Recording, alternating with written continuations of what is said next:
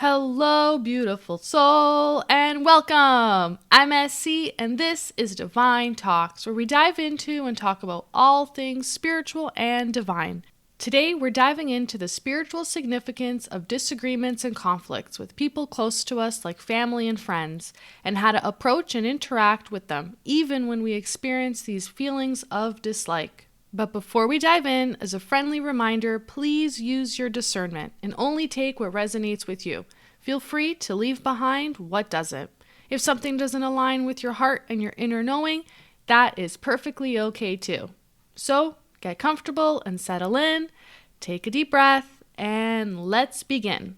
So, at some point in our lives, we've all had experiences where we have had to interact with people, especially close friends and family, where there are disagreements. These are people that we are deeply connected to on some level, but yet we find ourselves in some sort of conflict. Perhaps it's about politics or over different views and opinions, maybe even opposing sports teams. And in the moment when there is tension between individuals, our minds are very much experiencing being isolated in the fishbowl interacting.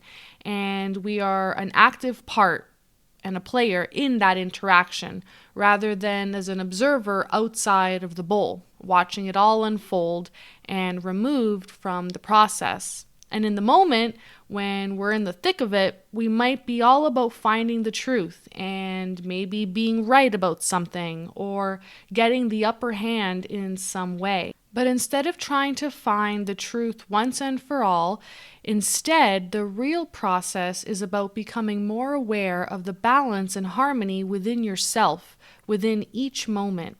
And these states of balance and harmony are constantly shifting based on our own emotional state, who we're interacting with, and previous emotionally charged situations we have experienced. And so, because of that and the variables constantly changing, we must stay flexible. If we hold on too tightly to a single truth or belief or even belief system and try to apply it everywhere, it becomes rigid and ends up being unnaturally forced where it doesn't fit. It might actually even have the adverse effect of repelling the other person, thus causing more friction and distance. Instead of it serving us for our highest good, it becomes a tool of force, stretched far beyond its natural use.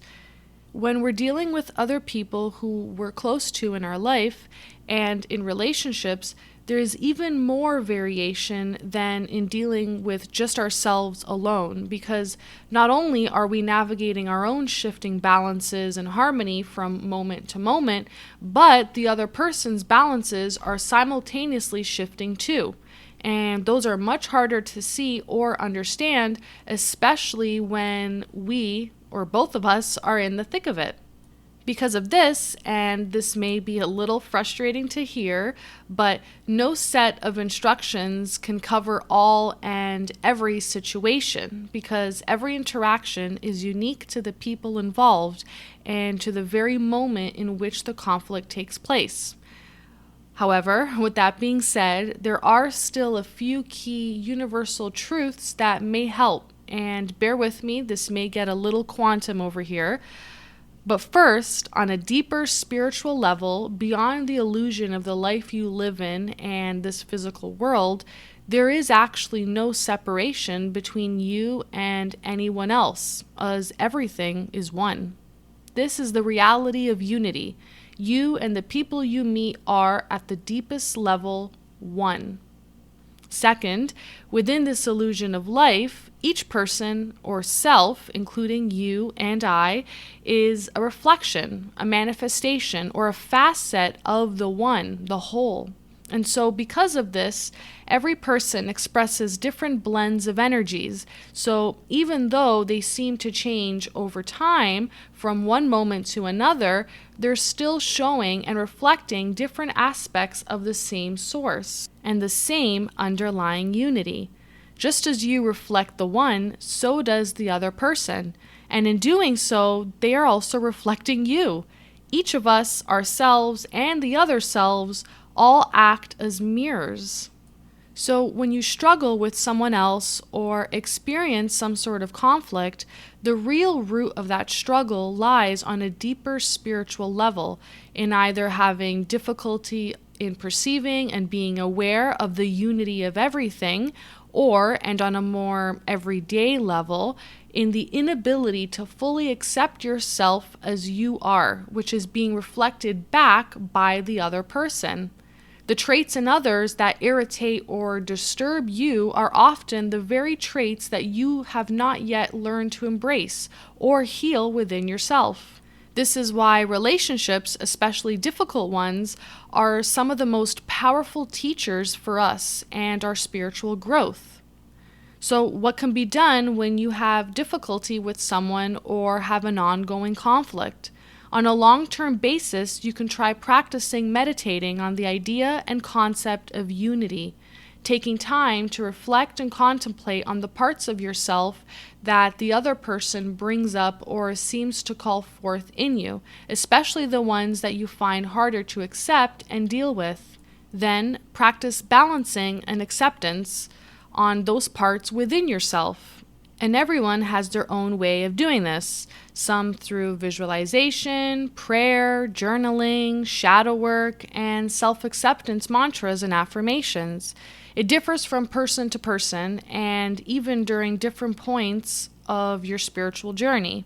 The important point isn't the method itself, but the sincere and intentional effort to recognize what is being mirrored back to you and to find balance and acceptance with it. There are also situations where another person feels particularly draining or is consistently bringing negative energy and energies that are difficult to face. In these cases, it is highly recommended and in fact very wise to learn how to protect your own energy. And protection doesn't mean rejecting the other person, but creating boundaries and practices that allow you to stay balanced in their presence. And there are so many ways to do this, like visualizing light around yourself, offering a silent prayer, or even limiting exposure. There's no single right way to go about this. It's all about finding what works for you, and each person will find their own method that works best for them wherever they are on their spiritual journey. Every relationship, whether it's easy or difficult, becomes part of our spiritual classroom. Others reflect back to us what we most need to see within ourselves. When we remember that there is no true separation and that each person is another face of the one, even conflict can become a path towards deeper love and understanding.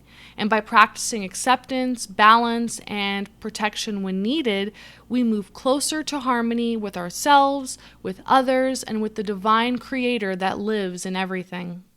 Thank you so much for joining me today, and I hope this perspective helps you in some way on your unique spiritual path. If you enjoyed this video, please feel free to like, comment, and subscribe, and stick around for future videos covering more insightful topics. Sending you so much peace and love. Until next time.